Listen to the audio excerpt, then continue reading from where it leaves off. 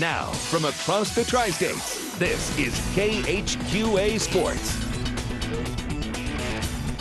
Mess around when it comes to sports trivia or free Subway sandwiches. Lots of folks knew that Joe Chin, back in 2009, was the last Monroe City Panther to win Clarence Kennan Conference Player of the Year honors, in his case on defense. Threw all the names in the hat, and Kay Hayes wins a Subway gift card for her efforts. Congratulations. Let's do some playoff volleyball tonight. Now let's start with playoff soccer. Quincy Notre Dame off and running tonight at the Raymond Sectional, knocking off Greenville 2-0.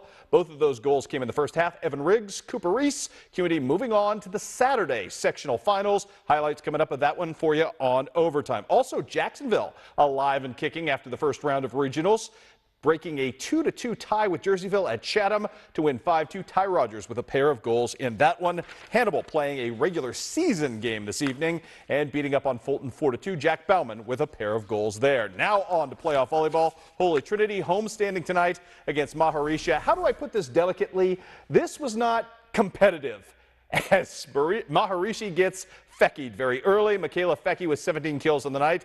Then the service barrage begins. Nicole Wilkins with an ace right here. Michaela Fecky doing what she does from the back line this time as well. She had 10, count them, 10 aces, and this thing was a rout from start to finish in this one. Holy Trinity, just ridiculous tonight. As I mentioned, for Fecky, 17 kills and the 10 aces. More Fecky right there. And how about some Nicole Wilkins to finish off these highlights? You can't get much more lopsided than this. Holy Trinity wins 25-3, 25-1, 25-4 tonight, and will take on 2-31 Harmony in the second round of the regional coming up on Tuesday. That may not be any prettier, but Melissa Friesmeyer's team on a mission, #1 in the state, looking every bit of it tonight. Meanwhile, let's give you some volleyball scores from the regular season. Hannibal now 8-0 in conference play, beating Kirksville 2-0. Lauren Whelan with a great service night and assisting night as well. Illini West blitzes past Macomb 25-18, 25-17 behind 8 kills from Gracie Bostert. We've got Megan Thomas and Rushville Industries spoiling Pink Night in Beardstown, winning in 3 games, 25-20, 24-26, 25-15. Also kind of an upset right here. Unity playing some good volleyball down the stretch, beating Liberty in 3 games. In that one, Calhoun with an upset as well, beating Payson Seymour 25-23, 25-22. And Camp Point Central winning in 3 over West Hancock, 25-11, 23-25, 25-17. Big one tonight at the pit. Quincy High School invading for the annual Spike Civil War. It was Pink Night as well. Quincy Notre Dame putting down a flourish right off the bat, starting with that young lady, Cassidy Foley, who had 8 kills on the night.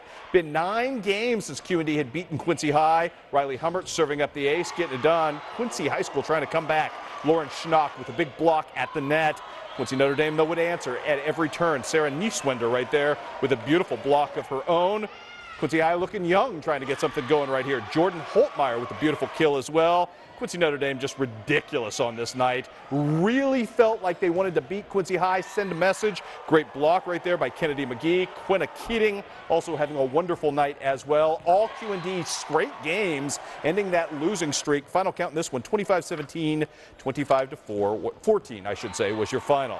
Couple of basketball notes to pass along tonight. There is a new interim women's basketball coach at Culver Stockton in place of Melissa Young, who resigned earlier this week. It is Jeanette Bergen, former Quincy University star, currently an assistant coach at Central Methodist, though not anymore. She will take over the program immediately. And we've also got more news for you. Payson Seymour is going to field a girls varsity basketball squad this year for the first time individually, not in combination with Liberty, for the first time since 1989. The new head coach of that group will be Jessica Spears, so congratulations to Payson.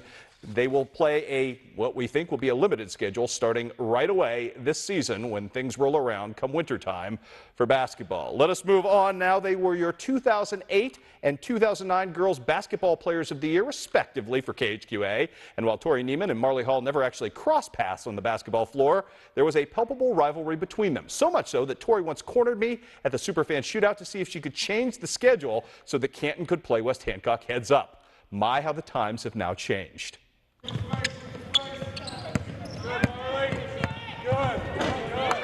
always talk about that, and Marley's always that one girl that I never liked her in high school, but I never played against her. I didn't know her, and now we're roommates, we're great friends. So it's been an awesome experience just getting the opportunity to do this. It may have seemed unimaginable 5 years ago, but Tori Neiman and Marley Hall are in fact teammates now in Macomb. and the first truly homegrown fan base hooks Leatherneck basketball, men's or women's, have had since J.D. Summers. Getting Tori and Marley, really big name local kids, I think was important to us. Getting a couple kids from Iowa, Mallory Boyle was picked as the preseason freshman of the year.